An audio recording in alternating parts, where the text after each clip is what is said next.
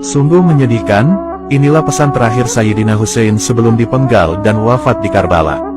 Sayyidina Husain bin Ali adalah cucu kesayangan Nabi Muhammad yang mendapatkan derajat mulia di sisi Allah Subhanahu wa Ta'ala. Meskipun saat beliau wafat di Karbala, banyak pasukan penguasa yang berbuat zalim atas perintah penguasa Damaskus yaitu Yazid bin Muawiyah.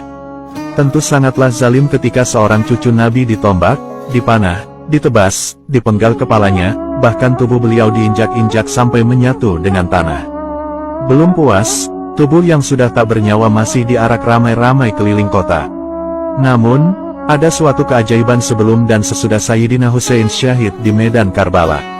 Sebelum wafat, Sayyidina Husain adalah termasuk golongan yang menentang dan enggan berbaiat kepada penguasa Yazid bin Muawiyah yang kala itu dianggap zalim. Sikap teguhnya itu semakin memuncak ketika ada surat dari penduduk Kufah yang berjanji akan mendukung dan membaiat Sayyidina Husain. Akhirnya, berangkatlah Sayyidina Husain dan rombongan menuju Kufah. Rombongan yang mengiringi beliau terdiri dari pria dan wanita, keluarga, termasuk yang turut dalam perjalanan itu adalah putra beliau yang masih kecil. Namun, ketika mereka sampai di padang Karbala atau beberapa kilo dari Kufah, mereka lantas dikepung oleh pasukan utusan penguasa. Berhari-hari mereka terisolasi. Panglima pasukan penguasa yang dikepalai Ubaidillah bin Ziyad lalu menawarkan supaya Sayyidina Husain bersedia tunduk berbaiat kepada penguasa Yazid bin Muawiyah. Tetapi, Sayyidina Husain menolak tawaran itu sebab kekuasaan Yazid dianggap tidak sah.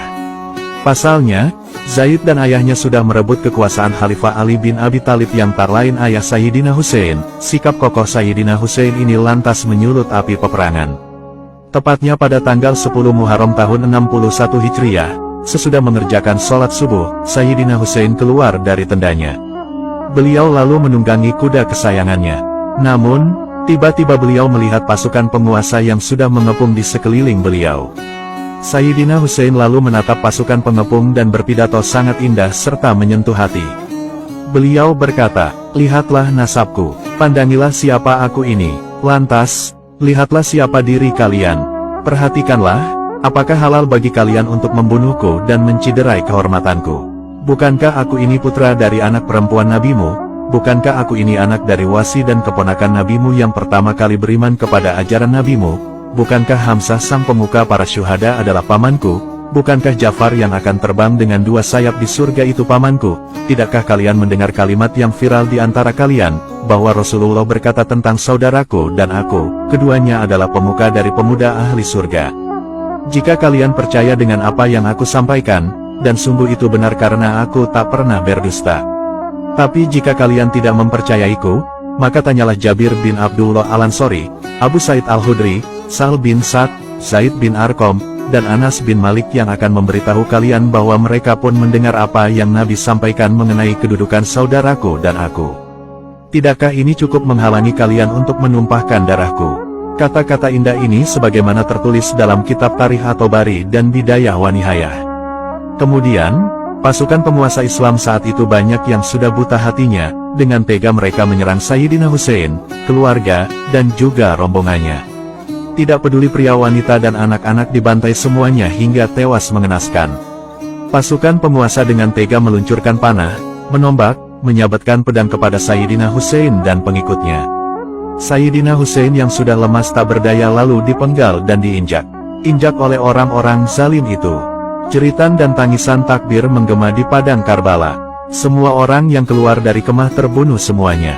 Namun, ada beberapa rombongan Sayyidina Husain yang selamat. Salah satunya adalah anak laki-laki Sayyidina Husain yang bernama Sayyid Ali Zainal Abidin yang masih kecil berumur belasan tahun. Beliau selamat sebab tidak keluar kemah dikarenakan sedang sakit. Orang-orang yang masih selamat, lalu dijadikan tawanan oleh pasukan penguasa. Mereka yang tertawan lalu dibawa ke Kufah lalu ke Damaskus bersama kepala Sayyidina Husain yang terpenggal. Nauzubillah min zalik. Coba bayangkan betapa perasaan putra Sayyidina Husain yang bernama Sayyid Ali Zainal Abidin. Bayangkan betapa sakitnya seorang anak mengiringi kepala sang ayahanda yang diarak dari Kufah ke Damaskus dalam satu kendaraan. Kepala Sayyidina Husain dipertontonkan di depan istana kepada semua orang. Siapapun yang lewat harus mencaci maki jenazah kepala Sayyidina Husain. Pertontonan ini berlangsung sampai Yazid bin Muawiyah merasa puasa. Setelah puas, Yazid lalu